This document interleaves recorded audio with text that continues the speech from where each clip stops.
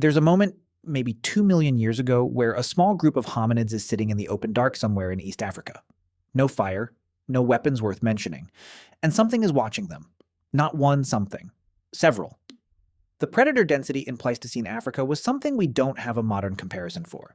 You'd need to imagine taking the Serengeti, compressing every large carnivore that's existed in the last 5 million years into the same ecosystem, and then dropping a creature into the middle of it that has no claws, no venom, no armor, no meaningful speed, and no natural camouflage. That creature is us. And we didn't just survive that. Something about us specifically made survival possible in a way that shouldn't have worked. That's the part nobody explains. Because the standard story is, we got smart, we made tools, we made fire, we became the hunters. And all of that is true, but it happened slowly, over hundreds of thousands of years. What kept us alive before that? What was working for us in the gap, when we were still mostly prey, and nowhere near the top of anything? The answer is genuinely strange. And it changes what you think you are. Start with the predators themselves. Specifically the ones we don't talk about enough. Everyone mentions saber-toothed cats, but the animal that likely killed more early humans than anything else wasn't a cat. It was a bird. Haast's eagle, the crowned eagle's ancient relatives, and especially a species called Stephanoides, a massive crowned eagle variant, left their marks in the fossil record in a way that's hard to look at. Paleoanthropologist Lee Berger found hominin skulls in South Africa with puncture wounds matching eagle talons exactly. The pattern, talons through the eye socket, compressing from above, consistent with a bird carrying prey to a feeding site. These weren't scavenging marks, these were kills. So early humans weren't just being stalked on the ground, they were being taken from above. And then there were the big cats. Not saber-toothed specifically, though those existed, but a range of large phyllids that have since gone extinct alongside ancestral leopards, who are still with us and who, even now, hunt humans more successfully than almost any other large predator. Leopards don't announce themselves. They wait in trees, they follow for hours, and they strike at the exact moment a person is alone, distracted, or separated from a group. That behavior hasn't changed. What changed is us. Here's what I find genuinely hard to wrap my head around. For most of hominin history, we weren't the dangerous thing in the equation. We know this because of where we slept.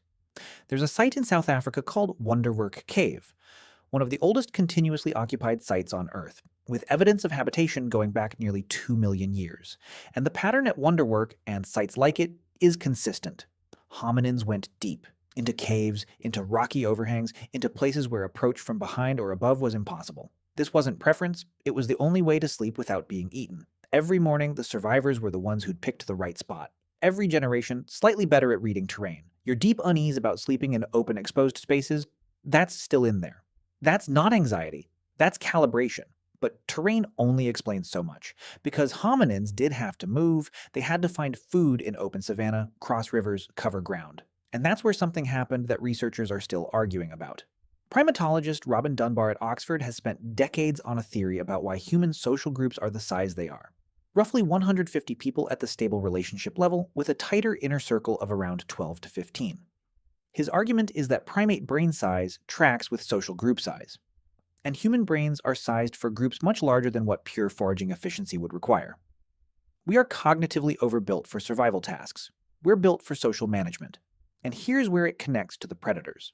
Early human groups moved together in a way that large carnivores found genuinely confusing.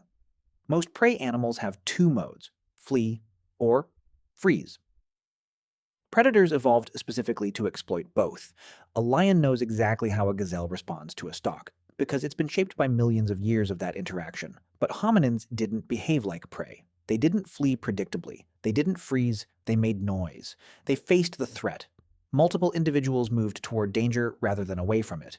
They threw things, not effectively, not lethally, but unpredictably. And predators, whose entire survival depends on reading prey behavior accurately, found that unpredictability costly.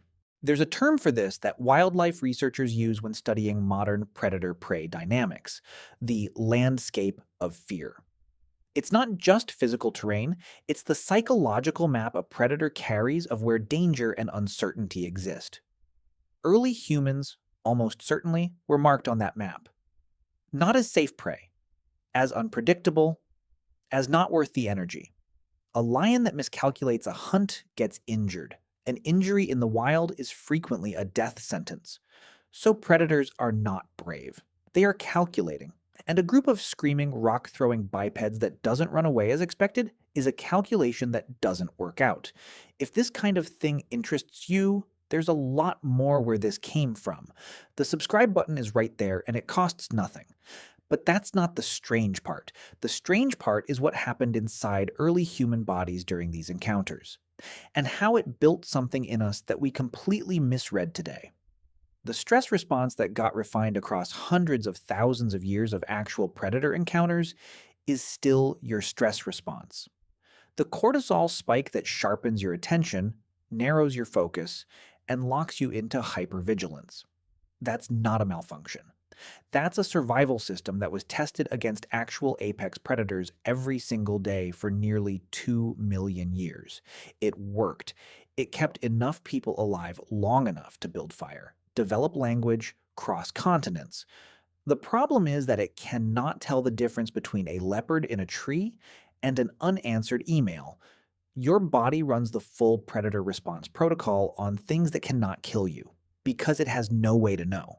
The system that saved your ancestors is the system that keeps you awake at 3 a.m. worrying about a conversation from 3 days ago. You're not broken. You're running ancient threat detection software on a world it was never designed for. And there's one more thing that stayed with me about all of this. The oldest evidence of humans caring for the injured comes from sites where individuals survived wounds that should have killed them, healed bones showing breaks that required weeks of complete immobility to survive. Somebody kept them fed. Somebody kept the fire. Somebody watched for the predators so that person could heal. In the middle of a world trying to eat them, early humans were keeping each other alive through the slow parts. The same instinct that made you sit with someone who was struggling, that wasn't something civilization invented. That was something the predators forced into existence. Because the group that kept its weakest members alive long enough to recover was the group that survived. You didn't inherit just the fear. You inherited the thing that answered it.